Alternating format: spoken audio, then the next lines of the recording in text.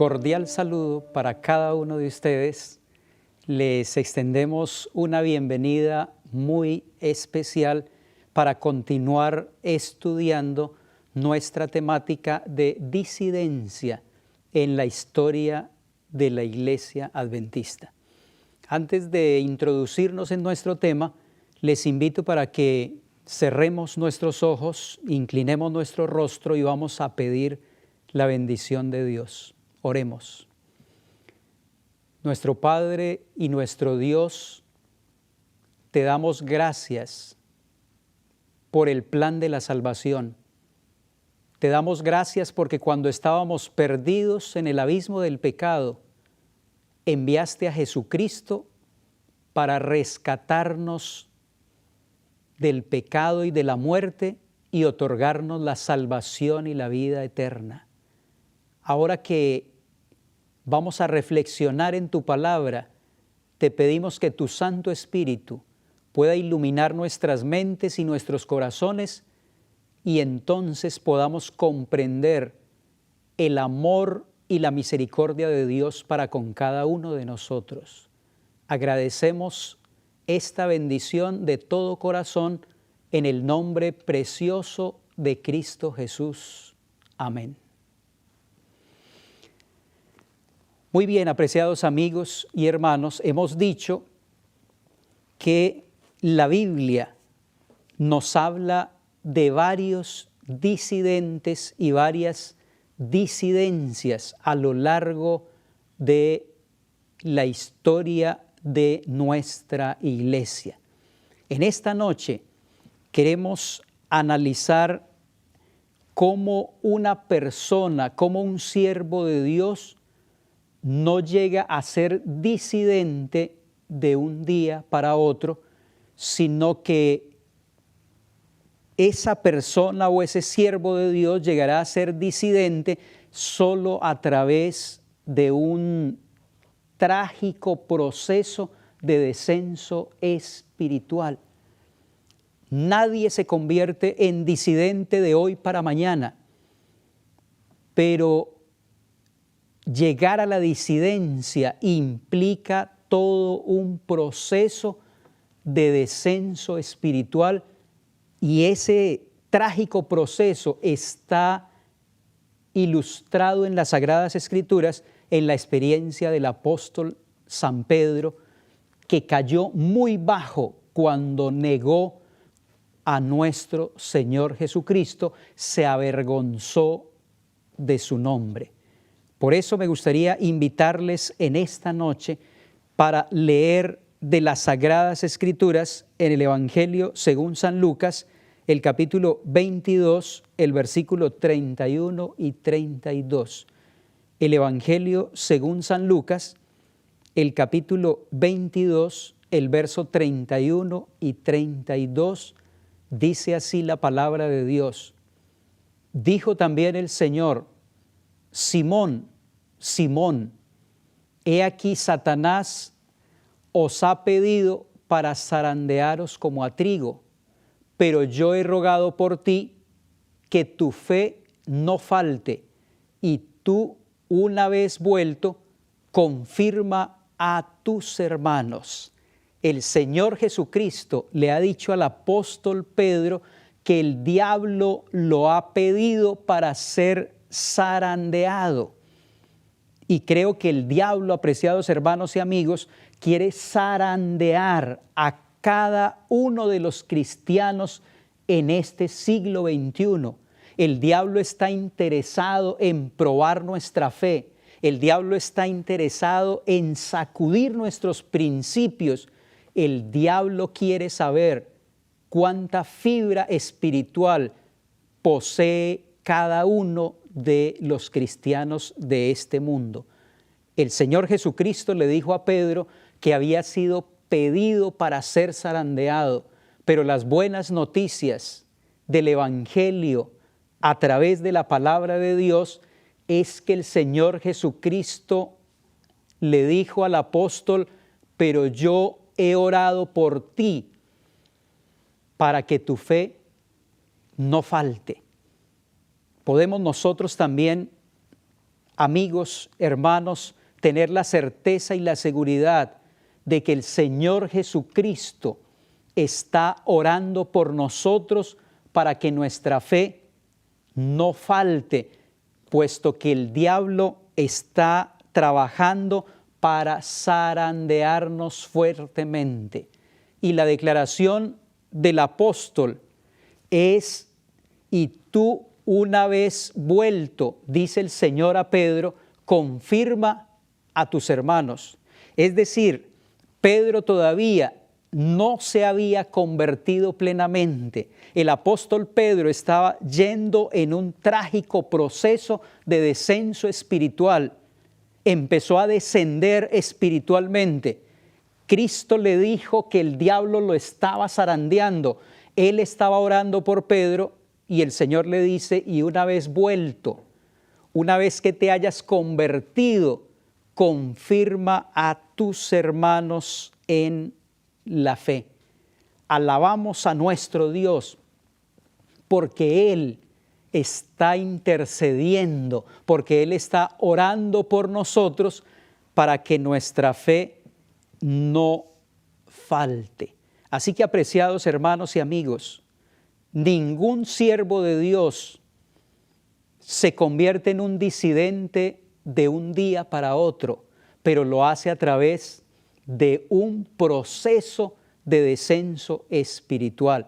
Y vamos a ver entonces cómo en la experiencia del apóstol Pedro, él empieza a descender y empieza a dar algunos pasos en ese proceso que lo llevarán finalmente a negar a su maestro, a negar al Señor Jesucristo. El primer paso en ese camino descendente de la disidencia, amigos y hermanos, se da cuando se tiene demasiada confianza en sí mismo. Esa fue la experiencia del apóstol Pedro. Por eso les invito para que leamos en el Evangelio según San Mateo, el capítulo 26, el versículo 31 al 35. San Mateo, capítulo 26, los versos 31 al 35. Entonces Jesús les dijo: todos vosotros os escandalizaréis de mí esta noche, porque escrito está: heriré al pastor y las ovejas del rebaño serán dispersadas. Pero después que haya resucitado, iré delante de vosotros a Galilea.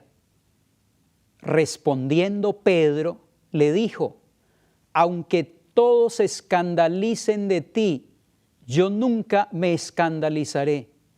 Y Jesús le dijo: de cierto te digo que esta noche, antes que el gallo cante, me negarás 3 veces. Y Pedro le dijo: aunque me sea necesario morir contigo, no te negaré. Y todos los discípulos dijeron lo mismo. Ellos le aseguraron enérgicamente a Jesús que irían con él hasta la cárcel o hasta la muerte. Y el pobre Pedro, en su suficiencia propia, había añadido: aunque todos sean escandalizados, mas no yo. Pedro estaba lleno de suficiencia propia y empezó a ir entonces en ese camino descendente de la apostasía. La sierva del Señor, comentando este incidente donde los discípulos manifestaron esa confianza en sí mismos, esa suficiencia propia, ella declara en el Deseado de toda la gente, la página 456, tened cuidado, es una advertencia para nosotros que no vayamos en ese camino descendente de la apostasía. Tened cuidado, no sea que os creáis suficientes y obréis por vuestra propia fuerza en lugar de hacerlo por el Espíritu y la fuerza de vuestro Señor. Mientras miréis más arriba que vosotros mismos, tendréis un sentimiento continuo de la flaqueza de la humanidad. Cuanto menos apreciéis el yo, más clara y plena será vuestra comprensión de la excelencia de vuestro Salvador. Aquí la sierva del Señor está contrastando el poder y la grandeza de Dios con la flaqueza y la debilidad humana. Así que el primer paso en ese camino descendente hacia la disidencia tiene que ver con un espíritu de suficiencia propia, tiene que ver con un espíritu de confianza en sí mismo antes de confiar y depender del poder y del Espíritu de Dios. El apóstol Pedro iba en esa experiencia que desafortunadamente lo llevaría finalmente a negar a su Señor. El Evangelio de Mateo presenta otro paso descendente que dio el apóstol Pedro para llegar a esa terrible experiencia. En el capítulo 26, los versículos 37 en adelante, se presenta otro de los errores que cometió el apóstol y que ilustran ese camino descendente en el cual puede ir una persona que está yendo hacia la disidencia. Dice Mateo el capítulo 26, los versículos 37 al 41. Y tomando a Pedro y a los hijos de Zebedeo, comenzó a entristecerse y angustiarse en gran manera. Entonces Jesús les dijo: mi alma está muy triste hasta la muerte. Quedaos aquí y velad conmigo. Yendo un poco adelante, se postró sobre su rostro, orando y diciendo: Padre mío, si es posible, pase de mí esta copa, pero no sea como yo quiero, sino como tú. Vino luego a sus discípulos y los halló durmiendo, y dijo a Pedro: ¿así que no habéis podido velar conmigo una hora? Velad y orad para que no entréis en tentación. El espíritu a la verdad está dispuesto, pero la carne es débil. El segundo paso que dio el apóstol en ese camino descendente, apreciados hermanos y amigos, fue descuidar la oración. Primero, estaba lleno de suficiencia propia, lleno de confianza en sí mismo.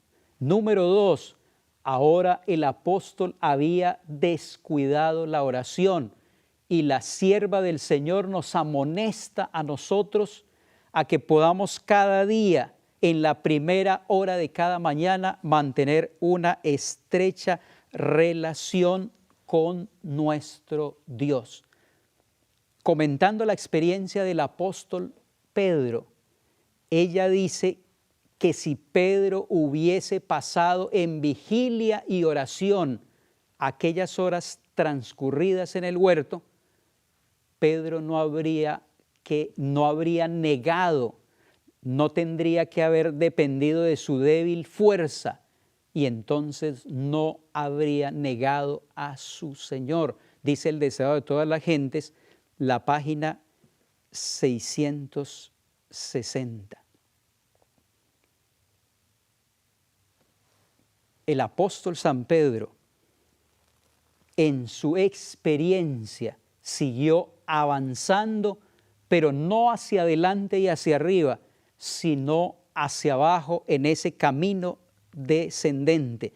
Y dio un tercer paso en ese paso de apostasía, y fue echar mano de las armas de la carne para defender el reino de Dios, para defender una obra que es netamente espiritual.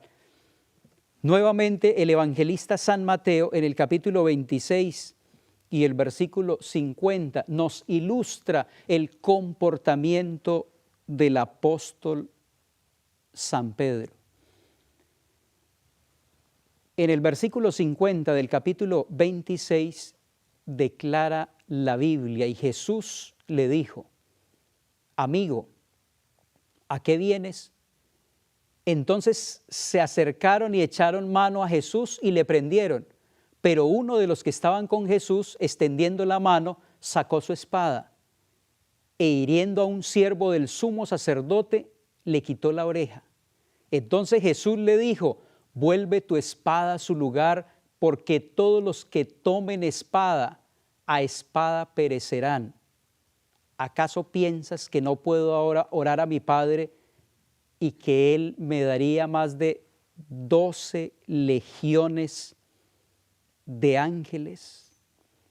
Echar mano de las armas de la carne para defender y hacer progresar el reino de Dios es uno de los errores que normalmente nosotros cometemos, pero que nos pueden llevar a nosotros a una experiencia triste y amarga en nuestra vida espiritual, como le ocurrió al apóstol Pedro, porque la palabra del Señor nos ha dicho que no es con ejército ni con fuerza, sino con el Espíritu de Dios.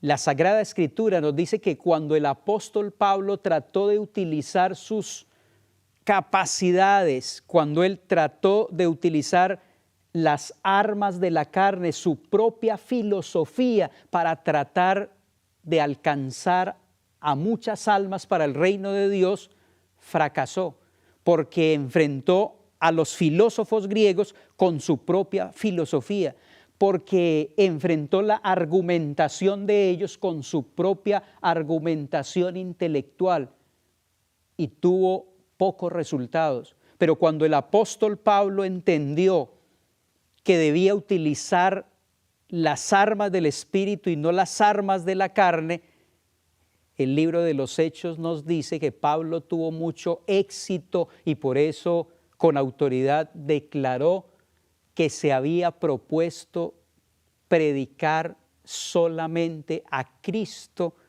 y a este crucificado.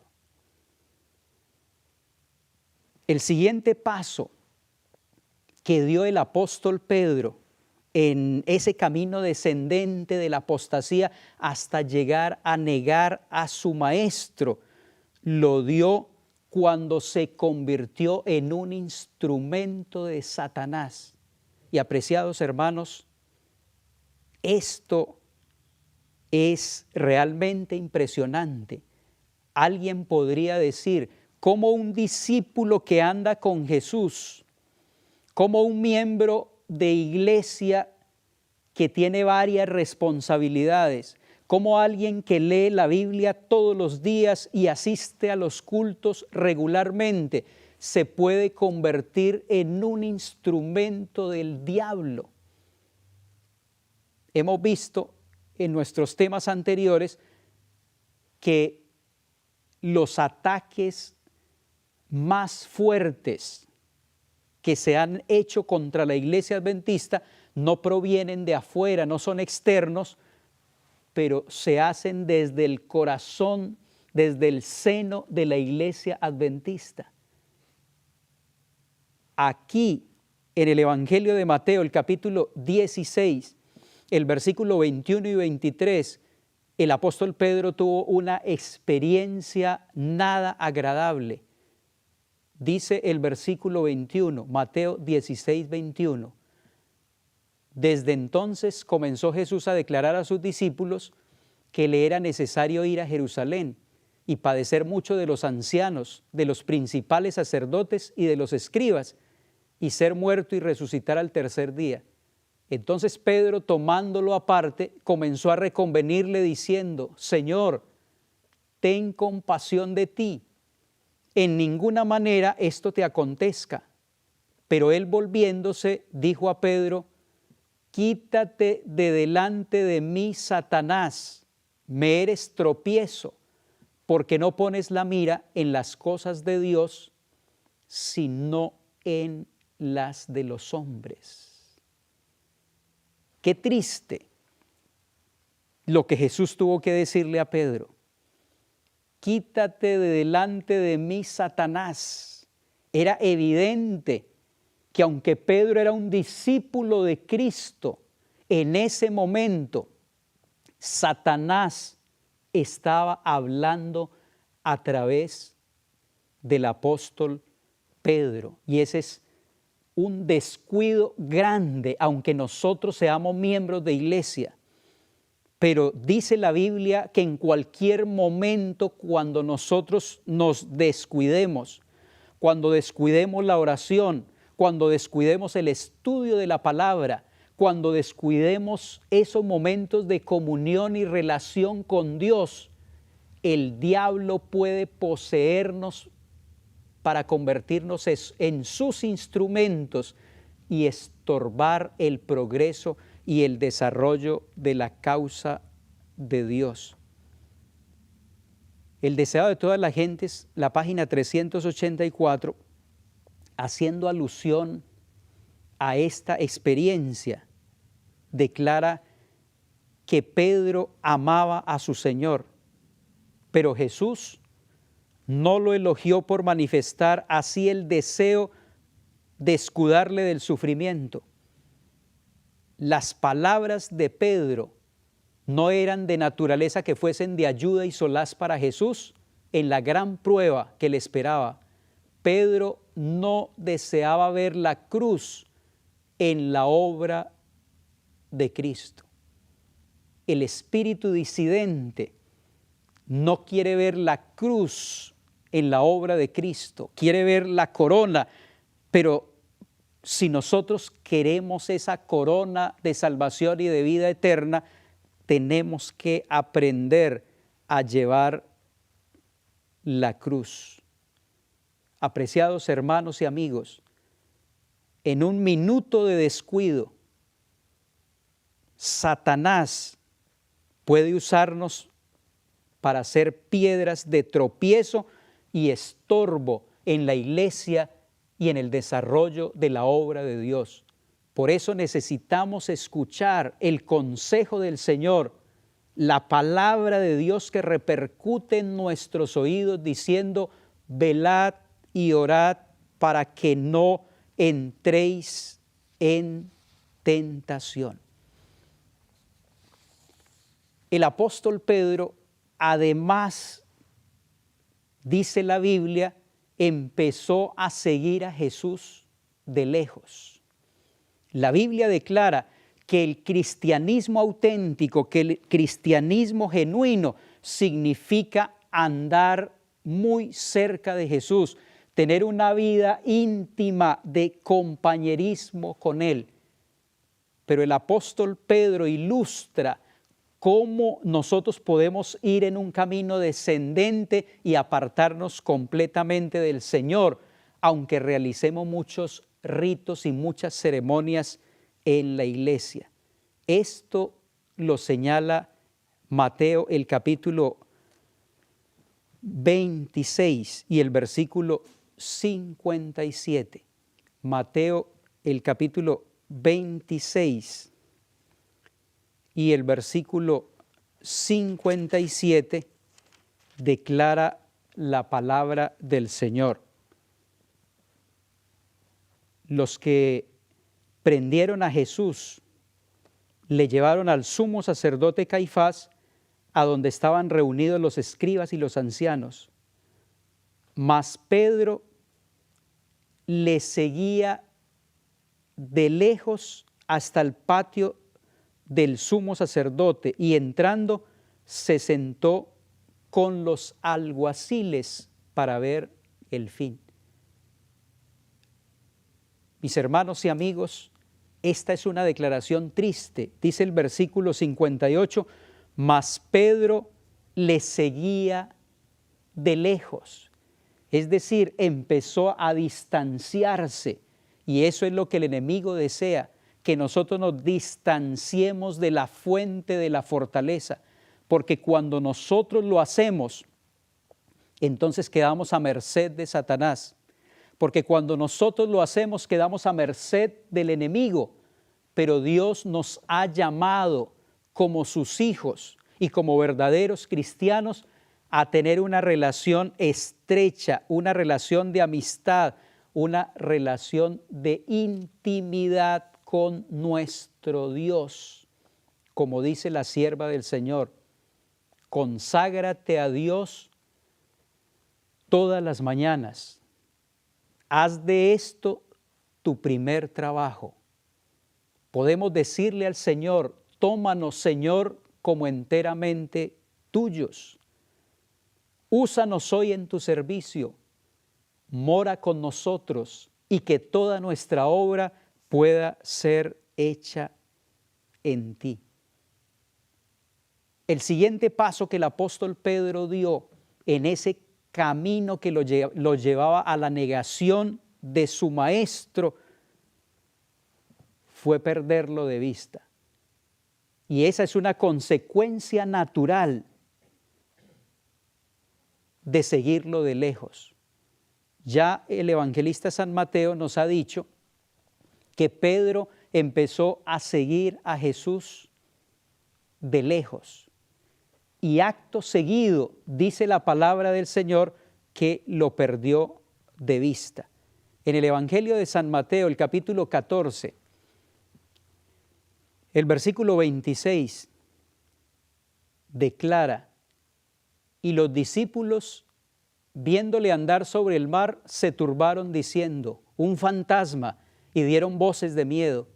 Pero enseguida Jesús les habló diciendo: tened ánimo, yo soy, no temáis. Entonces le respondió Pedro y dijo: Señor, si eres tú, manda que yo vaya a ti sobre las aguas. Y él dijo: ven. Y descendiendo Pedro de la barca, andaba sobre las aguas para ir a Jesús.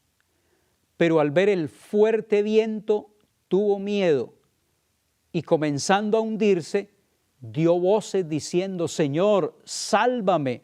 Y al momento Jesús, extendiendo la mano, asió de él y le dijo: hombre de poca fe, ¿por qué dudaste? Pedro perdió de vista a Jesús y como consecuencia, dice el texto, empezó a hundirse.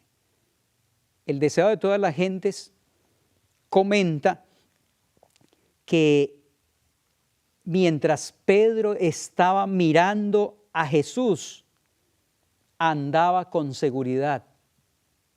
Pero cuando con satisfacción propia miró hacia atrás a sus compañeros que estaban en el barco, sus ojos se apartaron del Salvador y entonces él empezó a hundirse. Este, apreciados hermanos y amigos, es el trágico proceso del descenso espiritual que llevó a Pedro a esa experiencia amarga de negar a su Señor. Primero nos encontramos con un Pedro lleno de suficiencia propia, después con un Pedro que descuida la oración, después con un Pedro que echa mano de las armas de la carne para defender el reino de Dios, olvidando que no es con ejército ni con fuerza, sino con el Espíritu de Dios.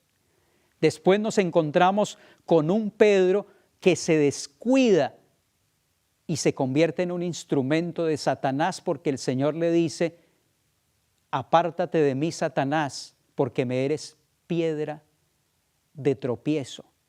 Un Pedro que sigue a Jesús de lejos y un Pedro que lo pierde de vista por las circunstancias adversas que lo rodean, por mirar a sus amigos con satisfacción propia.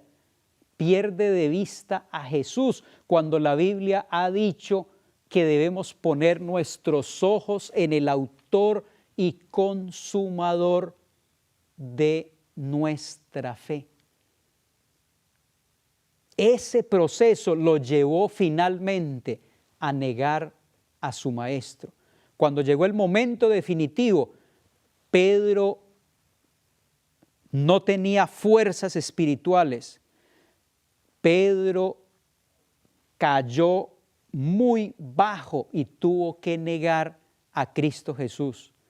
Pero amigos y hermanos, la buena noticia del Evangelio es que Pedro pudo experimentar un arrepentimiento genuino. Pedro lloró lágrimas de verdadero arrepentimiento. Y cuando el Señor Jesucristo, a pesar de ese proceso de descenso espiritual del apóstol, vio esas lágrimas de arrepentimiento, la Biblia dice que Jesucristo le dio otra oportunidad a Pedro cuando le preguntó, ¿me amas? Y nuevamente lo restituyó al ministerio cuando le dijo, apacienta mis ovejas, apacienta mis corderos. Pedro se arrepintió y esta experiencia del apóstol nos hace reflexionar a nosotros que aunque nos hayamos alejado del Señor y aunque muchas veces hayamos ido en ese proceso de descenso espiritual, Dios puede perdonarnos y ayudarnos a levantar para tener una experiencia profunda con Él. El apóstol Pedro nos ha ilustrado cómo una persona no se convierte en un apóstata o en un disidente de un día para otro, sino que lo hace a través de un proceso. Pues hermanos y amigos, en nuestra historia denominacional hay un hombre muy parecido a Pedro que tuvo mucha influencia en nuestra iglesia, que fue muy reconocido como líder y que transitó también hacia la disidencia en un proceso trágico de descenso espiritual.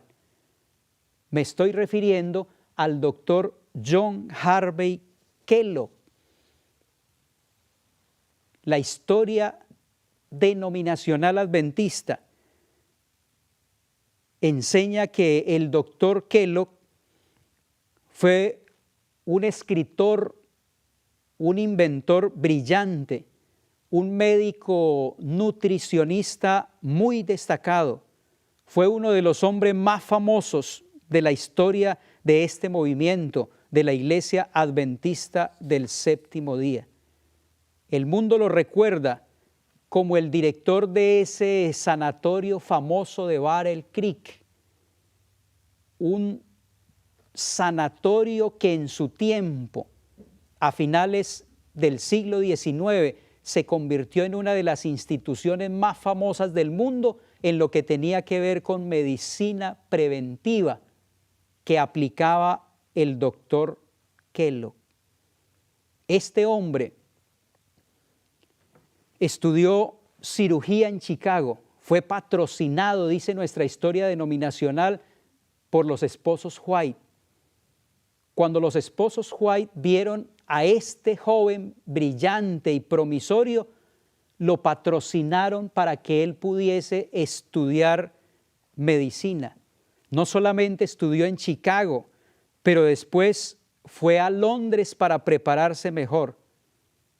Entendió que necesitaba estar más calificado y viajó a Europa. Estudió en Viena, en París, en Berlín. Dice nuestra historia denominacional que se convirtió en uno de los cirujanos más calificados del mundo. La iglesia lo recuerda por sus enseñanzas en uno de sus libros que escribió, el famoso Templo Viviente. El doctor Kellogg se constituyó como el apóstol Pedro en una bendición para la iglesia en sus primeros años. Pero desafortunadamente, la sierva del Señor dice que el diablo hace de estos hombres prominentes de la iglesia su blanco especial. Y desafortunadamente nuestra historia denominacional nos informa que el doctor Kellogg fue picado por la serpiente antigua que se llama Diablo y Satanás. Satanás fue capaz de inyectar un veneno mortífero en la vida, en el alma del doctor John Harvey Kellogg. Este hombre empezó a llenarse de suficiencia propia, como hizo el apóstol Pedro, cuando fue en ese trágico camino de descenso espiritual para negar a su Señor. El doctor Kellogg, por su preparación, empezó a sentirse suficiente. Y dice nuestra historia denominacional que empezó a menospreciar a los pastores, a los ministros del Señor, porque eran ellos los que tenían que dirigir las juntas de ese gran sanatorio en Battle Creek. El pastor era el presidente de la junta, pero él decía, este pastor es el presidente, pero no tiene la educación que yo tengo. Empezó a menospreciar a los pastores y a tener serias dificultades con ellos. Tanto que Elena G. de White, varias veces la sierva del Señor, tuvo que llamarle la atención.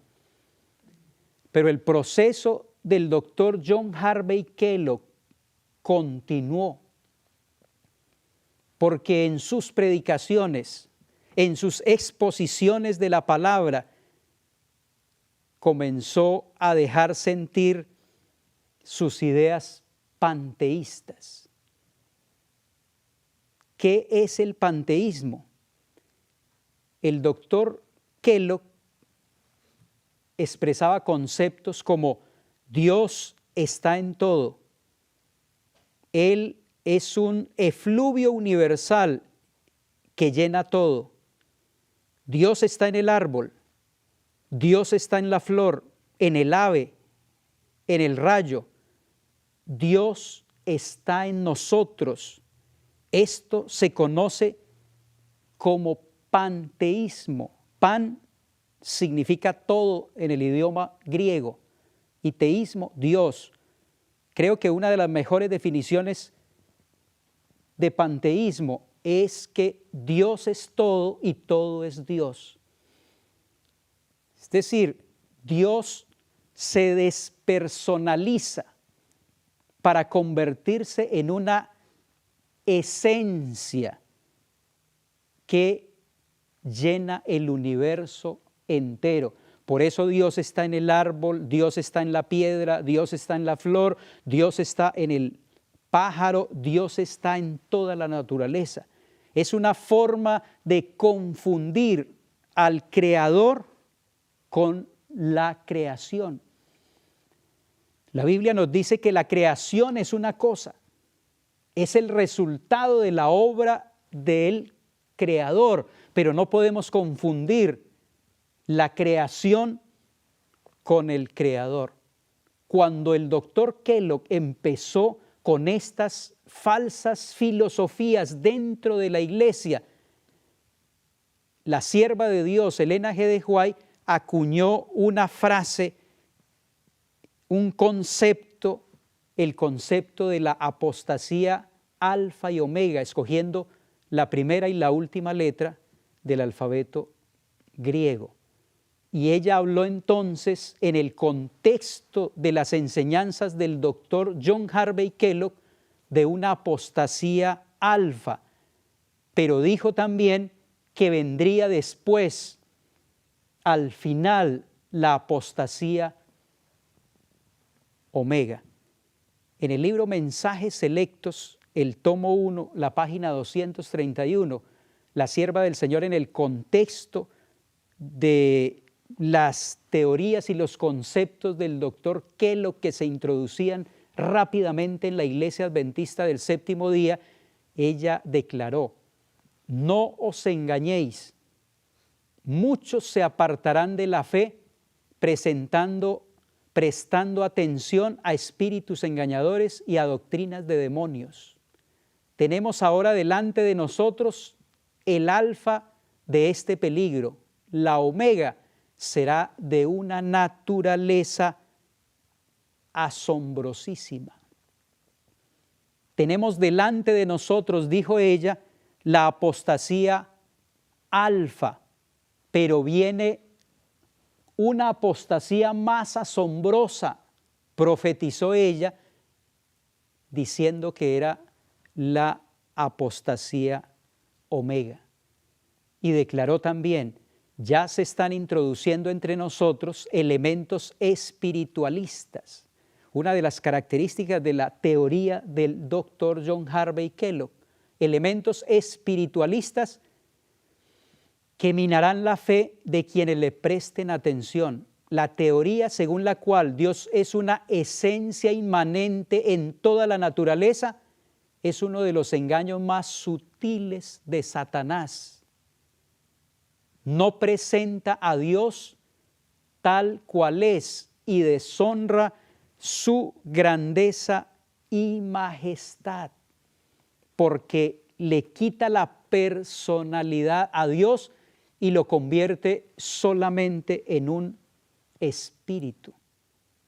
Esta es, dijo la sierva del Señor, la apostasía alfa. Si Dios es una esencia inherente a toda la naturaleza, debe pues morar en todos los hombres. Y para llegar a la santidad, el hombre necesita tan solo desarrollar el poder que está en él. Y esto se traduce hoy en el siglo XXI, apreciados hermanos y amigos, como humanismo que procede del panteísmo. Esa corriente filosófica humanista que enseña que nosotros somos Dios.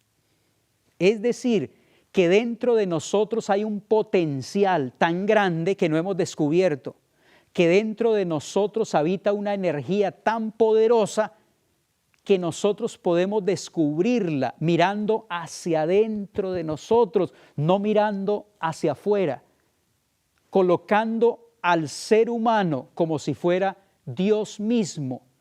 El humanismo enseña que la solución para todos los problemas de la raza humana se encuentran en nuestro interior. Hay necesidad de mirar dentro de nosotros mismos, pero la Biblia nos dice que dentro de nosotros mismos lo único que hay es un corazón pervertido, es un corazón manchado, es una naturaleza pecaminosa y por eso necesitamos mirar fuera de nosotros a alguien que es santo, a alguien que es poderoso, a alguien que nos puede ayudar y restaurar. Por eso dijo la sierva del Señor que esta es una de las herejías más sutiles que trató de introducirse a finales del siglo XIX y a principios del siglo XX dentro de la Iglesia Adventista del Séptimo Día. El doctor Kellogg escribió el libro titulado El Templo Viviente. Elena G. de White muchas veces le animó para que no publicara ese libro, pero él insistió una y otra vez en publicarlo y distribuirlo en el pueblo de Dios. Había ideas muy raras en ese libro, como esta, por ejemplo, que se encuentra en la página 29 del libro El Templo Viviente. Escuchen, apreciados hermanos, semejante declaración. Decía el doctor Kellogg en su libro, supongamos que tenemos una bota delante de nosotros, no una bota regular, sino una bota viva. Y cuando echemos un vistazo, nosotros vemos botitas salir de ella y empujando los dedos, cayendo de los lados y saliendo hacia afuera de la bota, miles de botas, muchas botas continuamente saliendo de la bota viviente. Nosotros no somos movidos a clamar que hay un zapatero en la bota. Así también hay una presencia en los árboles, un poder que crea y lo mantiene, un hacedor de árboles en el árbol. ¿Ven ustedes cómo esa teoría panteísta estaba minando a nuestra iglesia y estaba desfigurando la naturaleza de nuestro Dios.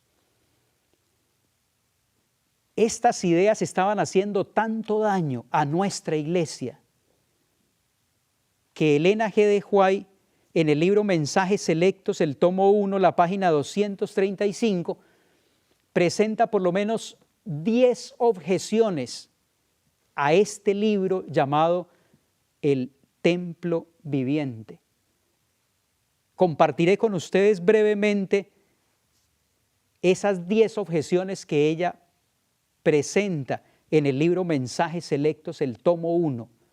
Está en contra del templo viviente. Número 1, dice la sierva del Señor, se basaba en un razonamiento malsano. Número 2, especulaba sobre la presencia y la personalidad de Dios. Era especulación sobre la presencia y la personalidad de Dios, porque él decía que Dios no está en el cielo, Dios está en todas partes. Como consecuencia, donde Dios esté, allí está el cielo. Esa era una forma de especular sobre la presencia y la personalidad de Dios. Número 3, presentaba pasajes bíblicos de manera agradable como si fueran verdad. Número 4, frecuente uso del misticismo. Número 5, uso de citas aisladas del espíritu de profecía con aparente apoyo a su posición. Textos fuera de contexto. Número 6, oposición al verdadero testimonio. Este panteísmo abierto contradice el espíritu de profecía. Número 7, presentación de teorías espiritualistas. Número 8, apartaba la atención del mensaje para este tiempo. No era ese el mensaje para el tiempo que se vivía. Número 9, uso del hipnotismo. Dice la sierva del Señor en este libro, Mensajes Selectos, el tomo 1, que el doctor Kellogg empezó a usar también el hipnotismo. Hipnotizaba a muchos de sus pacientes. Y número 10, esta teoría espiritualista aflojaba las vigas que sostenían la plataforma de la verdad. Y cuando ella habla de las vigas que sostienen la plataforma de la verdad, está hablando de los hitos, ¿cierto? Los hitos de la verdad, como el mensaje de los 3 ángeles.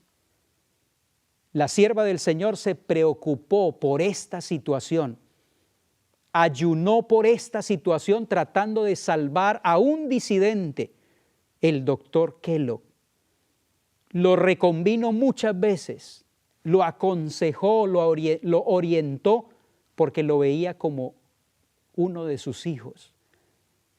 Pero el doctor Kellogg se empecinó en seguir ese trágico proceso de descenso espiritual.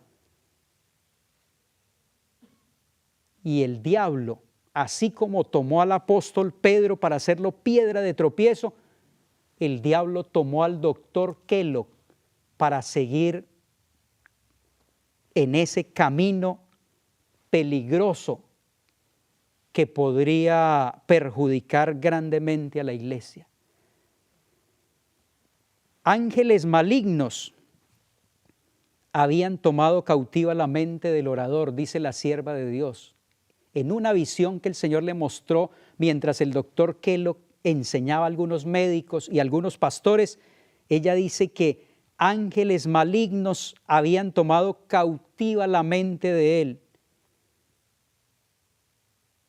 Tan ciertamente como los ángeles que cayeron habían sido seducidos y engañados por Satanás, así también lo había sido el orador bajo la instrucción espiritualista de ángeles malignos.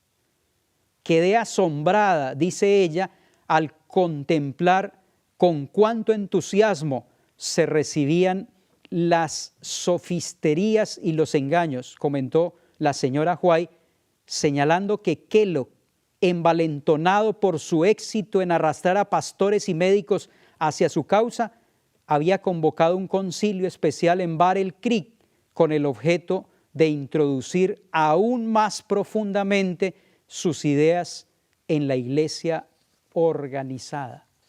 Y finalmente la sierva de Dios, preocupada por la situación, Dios le mostró cómo debía enfrentar a un disidente para que no hiciera daño a la iglesia adventista del séptimo día. En el libro Mensajes Selectos, el tomo 1, se describe una visión muy interesante sobre el final y la caída y cómo la sierva de Dios debía enfrentar este problema del doctor Kellogg. He sido instruida sobre el mensajero celestial de que parte del razonamiento del libro El Templo Viviente es malsano y que ese razonamiento descarriaría la mente de la verdad presente. Introduce aquello que no es nada sino especulación en cuanto a la personalidad de Dios y dónde está su presencia. Nadie en esta tierra tiene derecho a especular sobre esta cuestión. Y luego ella agrega, las teorías espiritualistas acerca de la personalidad de Dios, seguidas hasta sus conclusiones lógicas, destruyen todo el sistema cristiano. Sutilmente se estaban atacando el fundamento de la iglesia.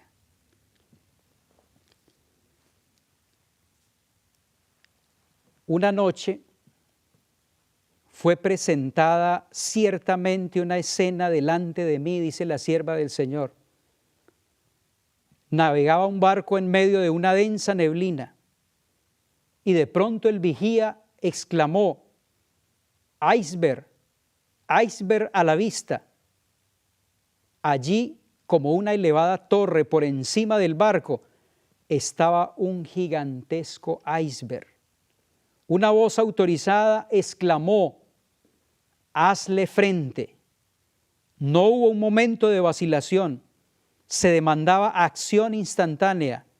El maquinista dio marcha a todo vapor y el timonel dirigió el barco directamente contra el iceberg. Con un crujido golpeó el témpano.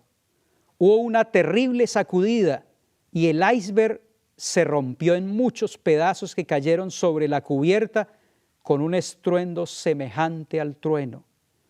Los pasajeros fueron violentamente sacudidos por la fuerza de la colisión, pero no se perdieron vidas.